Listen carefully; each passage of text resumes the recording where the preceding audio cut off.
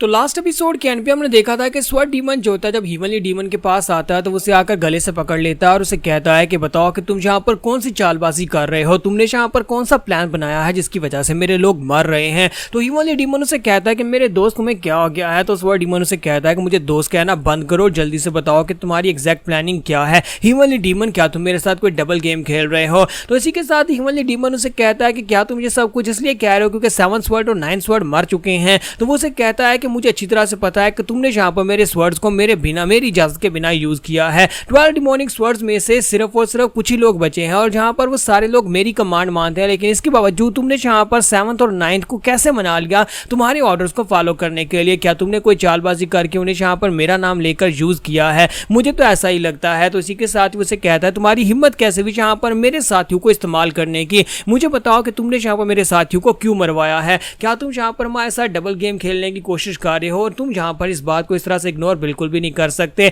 जबकि हीवनली डीमन उसे कहता है कि मैंने यहाँ पर ये सोचा था कि तुम स्वॉर्ड एम्परर को मारने में काफी ज्यादा बिजी हो, इसी वजह से तुम्हारे पास इतना समय नहीं होगा। तो मुझे यहाँ पर एक बहुत ही जरूरी काम करवाना था, इसी वजह से मैंने 7th और 9th स्वॉर्ड को यूज कर लिया। 7th और 9th स्वॉर्ड को यूज करने का मकसद यहाँ पर अपने रास्ते के सबसे बड़ी रुकावट को हटाना था। मैंने जो कुछ भी किया वो सब कुछ सिर्फ और सिर्फ तुम्हारी वजह से किया है, तुम्हें यहाँ पर बचाने के लिए किया है। तो स्वॉर्ड डीमन उसे कहता है बकवास बंद करो, मेरे साथियों की मौत यहाँ पर मेरी वजह से हो रही है, ये क्या बकवास कर रहे हो। यहाँ पर तुमने उन्हें यूज किया और तुमने यहाँ पर उन लोगों को मरवा दिया। तुम्हारा ही कोई घटिया प्लान था जिसकी वजह से वो बेचारे मारे गए हैं। मैं यहाँ पर 12 डिमोनिक स्वर्ड्स में से आधे लोगों को खो चुका हूँ। जब से मैंने यहाँ पर तुम्हें ज्वाइन किया तब से मेरे लोग यहाँ पर मर रहे हैं। क्या तुम्हें नहीं लगता कि तुम्हारी प्लानिंग्स फेल होती जा रही हैं? अब बताओ कि ये सब कुछ कैसे हुआ। कुछ ऐसी जगहों के ऊपर मेरे लोग मर रहे हैं जहाँ पर मेरी नजर नहीं होती, यानी कि तुम यहाँ पर मेरी पीठ पीछे उन सभी लोगों को मरवा रहे हो। अब ये मत कहना कि मेरे साथियों को मरवा कर तुम यहाँ पर खुद उनकी पावर्स को एब्जॉर्ब कर रहे हो। जल्दी से बताओ कि तुमने यहाँ पर मेरे कितनी स्वर्ड्स की पावर्स को एब्जॉर्ब किया, तुमने मेरे कितने साथियों को मारकर उनकी डिमोनिक पावर्स को एब्जॉर्ब करने की कोशिश की है।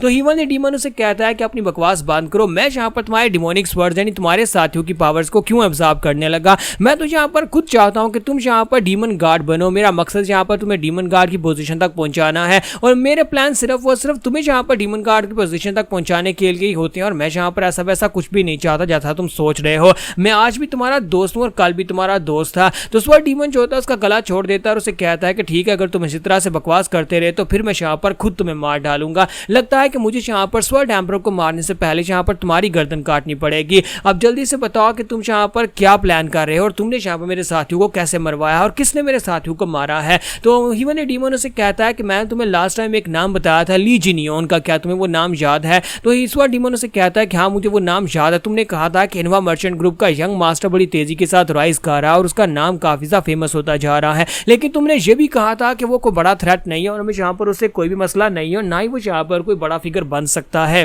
तो हीवनली डीमन उसे कहता है कि हाँ मैंने भी पहले यही सोचा था, लेकिन जब मुझे पता चला कि ताइगो मर्चेंट ग्रुप की तरफ उसने 8 स्वॉर्ड और साथ में यहाँ पर मेरे कुछ साथियों को मार डाला है, तो इसी वजह से मैंने यहाँ पर उसे एलिमिनेट करने के लिए अपने साथियों को भेजा और साथ ही यहाँ पर स्वर्ड्स की मदद ली। मुझे लगा कि अगर मैं यहाँ पर 9th और 7th स्वॉर्ड को भेजूंगा और साथ में अपने सिल्वर एंड गोल्डन असैसिन्स को भेजूंगा तो वो लोग मिलकर उसको पूरी तरह से डिस्ट्रॉय कर देंगे, उस लड़की को मार डालेंगे। लेकिन अफसोस कि यहाँ पर वो लोग भी काफी नहीं थे। उस लड़के लीजिनियन के पास इतनी पावर्स हैं कि उसने यहाँ पर अकेले सिल्वर एंड गोल्डन यूनिट के सभी लोगों को मार डाला और साथ ही यहाँ पर 7th और 9th स्वॉर्ड को भी मार डाला है। इस वक्त मैंने अपने राइट गार्डियन को उनकी मौत को इन्वेस्टिगेट करने के लिए भेजा हुआ है। वो माउंटेन के तरफ पर जा रहा है जहाँ पर माउंटेन के ऊपर लेफ्ट गार्डियन और साथ में 7th और 9th स्वॉर्ड मारे गए हैं। वो जल्दी से रिपोर्ट लेकर वापिस आ जाए और उसके बाद मुझे पता चलेगा कि यार वो बंदा कितना स्ट्रॉन्गर है और उसने यहाँ पर हमारे साथियों को कैसे मारा है। तो स्वॉर्ड डीमन उसे कहता है लेकिन ये बात तुमने खुद ही कही थी कि वो कभी भी यहाँ पर इतना स्ट्रॉन्गर नहीं बन सकता, तो अब तुम यहाँ पर ये कैसे कह सकते हो कि उसने यहाँ पर हमारे साथियों को मारा है। तो हीवनली डीमन उसे कहता है कि हाँ मुझे लगता है कि मैं पूरी तरह से गलत था।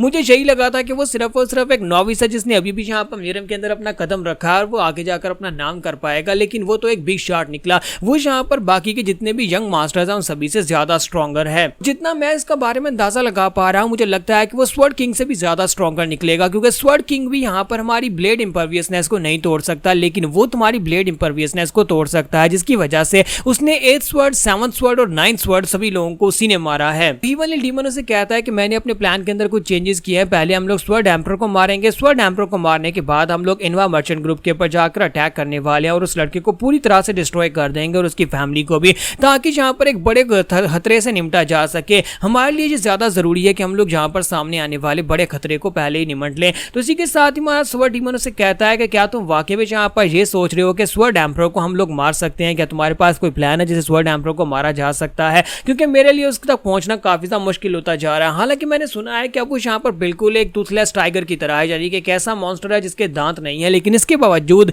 ये भी सुना है कि वो यहाँ पर कभी जो करंट अलायंस लीडर हैं उनके साथ बराबरी के पर खड़ा था और दोनों के बीच में फाइट हुई थी कि कौन यहाँ पर अलायंस का लीडर बनेगा। तो हम लोग स्वर्ड एम्परर को इतना कमजोर नहीं समझ सकते। उससे फाइट करना और उससे फाइट करके उसे मारना काफी ज्यादा मुश्किल हो सकता है। और वैसे भी मैं यहाँ पर अपने 12 डिमोनिक स्वर्ड में से आधे लोगों को खो चुका हूं और अभी तक मैंने जितनी भी फाइट की है वो सारी की सारी अपनी 12 डिमोनिक सोल्जर्स के साथ मिलकर ही की हैं। अब जबकि उनकी पावर कम रह चुकी है और मेरे पास कम लोग बचे हैं, तो मैं यहाँ पर श्योर नहीं हूँ कि मैं स्वर्ड एम्परर को मार पाऊंगा या नहीं। तो हीमन डीमन उसे कहता है कि तुम्हें परेशान होने की जरूरत नहीं है। और वैसे भी ये बात तुम भी अच्छी तरह से जानते हो कि तुम्हारे 12 डिमोनिक सोल्जर्स में से सिर्फ और सिर्फ नंबर 5 तक की सारे जो सोल्जर्स हैं वही स्ट्रॉन्गर हैं। वही 5 ऐसे हैं जो कि यहाँ पर तुम्हें किसी भी अपोनेंट को मारने में मदद कर सकते हैं और बाकी के सभी लोग तो सिर्फ खाना पूरी के लिए थे। इसलिए मुझे नहीं लगता कि तुम्हें यहाँ पर परेशान होने की जरूरत है। इसलिए तुम्हें यहाँ पर बिल्कुल परेशान नहीं होना, बल्कि मेरे पास एक ऐसा प्लान है जिसकी वजह से हम लोग एसोसिएशन के बाकी की सभी फैमिलीज को नामकुंग फैमिली से दूर रख सकते हैं। अगर हमने उन्हें नामकुंग फैमिली से दूर रखा तो कोई भी स्वर्ड एम्परर पर तक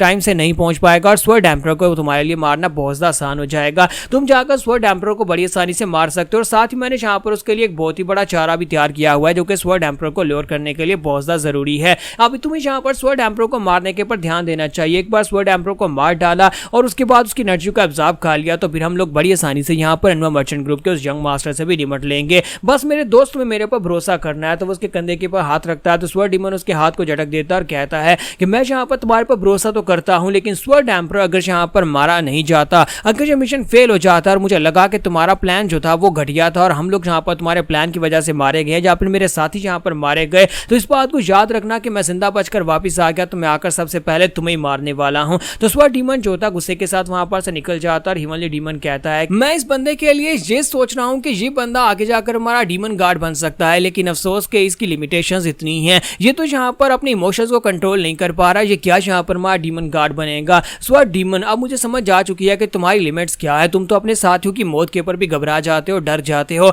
तुम यहाँ पर डीमन गार्ड बनने के लायक नहीं हो। तो यहाँ पर हमारी एपिसोड 85 का एंड होगा और नेक्स्ट एपिसोड में देखेंगे दूसरी तरफ ली जिनियन मैड गार्ड के साथ मिलकर क्या कुछ कर रहा है।